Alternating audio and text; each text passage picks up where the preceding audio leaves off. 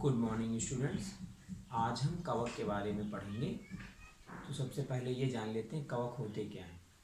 जैसे आपने पढ़ा होगा कि दो प्रकार की सेल्स होती हैं, एक प्रोकैरियोटिक सेल्स होती है और एक यूकैरियोटिक सेल्स होती है। तो कवक जो है यूकैरियोटिक सेल्स के अंतर्गत आते हैं, यानी इसमें जो है सुविकसित केंद्रक पाया जाता है।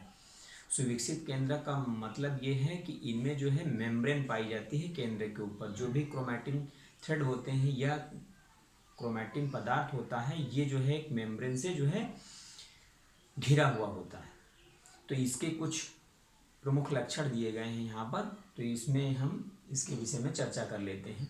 सबसे पहला क्या है, कवक जो है कॉस्मोपॉलिटन्स हैं, यानी कवक जो है सभी जगह पर पाए जाते हैं। अगर इनके माइसीलियम नहीं पाए जाते हैं तब भी इनके जो है स्पोर्स जो बनते हैं वो सब जगह पर पाए जाते हैं, यानी जल थल वायु सभी जगह। ठीक, इसलिए इसको हम सबव्यापी के अंतर्गत रखते हैं।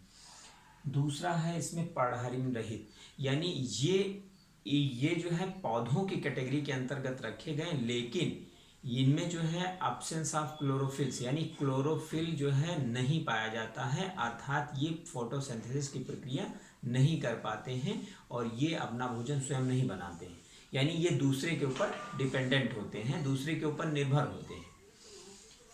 अगला है संवहन ऊतक रहित। संवहन ऊतक रहित का मतलब ये है, संवहन ऊतक जो होते हैं हमारे जाइलम और फ्लोएम, यानी पौधों में जो जाइलम और फ्लोएम पाए जाते हैं, ये ऊतक इसमें नहीं पाए जाते हैं। यानी इनका जो पौधा होता है, या इनको हम इस तरीके से कह सकते हैं कि इनका जो जीव शरीर होता है वो जो है जड़, तना तथा पत्ती में विभाजित नहीं होता है। ये एक प्रकार के थैलोफाइट्स होते हैं, यानी एक सूकाय टाइप में इनका शरीर होता है। इनमें जो है जड़ और तना तथा पत्तियां अब्सेंट होती हैं, ये नहीं पाई जाती हैं।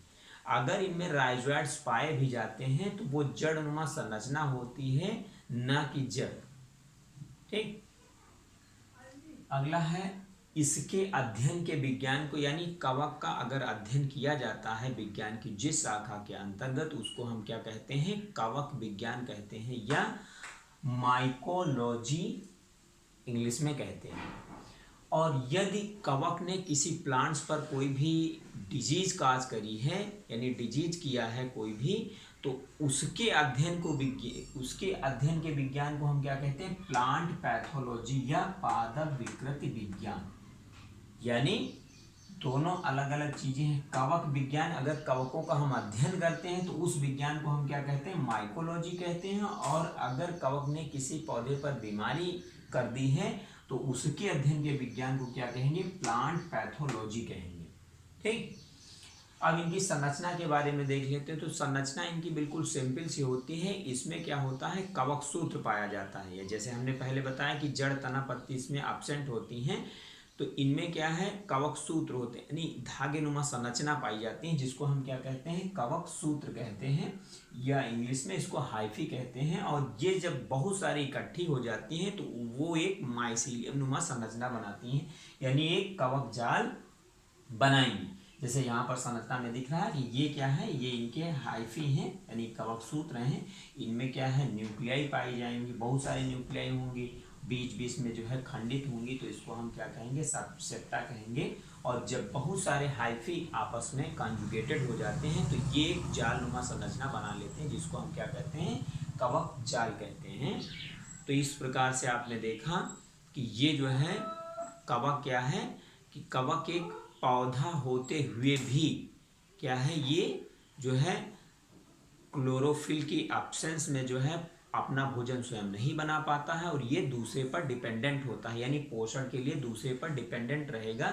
ये परजीवी, सहजीवी, मृतोपजीवी तीनों प्रकार के हो सकते हैं। परजीवी का मतलब दूसरे से ही पोषण लेंगे, सहजीवी का मतलब यानी दूसरे से पोषण लेंगे लेकिन उसके बदले में कुछ देंगे, और मृतोपजीवी का मतलब ये है कि ये जो है मृत पदार्थों से, जो पौधे तथा जंतु के मृत शरीर होते हैं, उनसे अपना पोषण गेन कर लेते हैं। ठीक, तो ये हो गया कवक के बारे में। थैंक्स।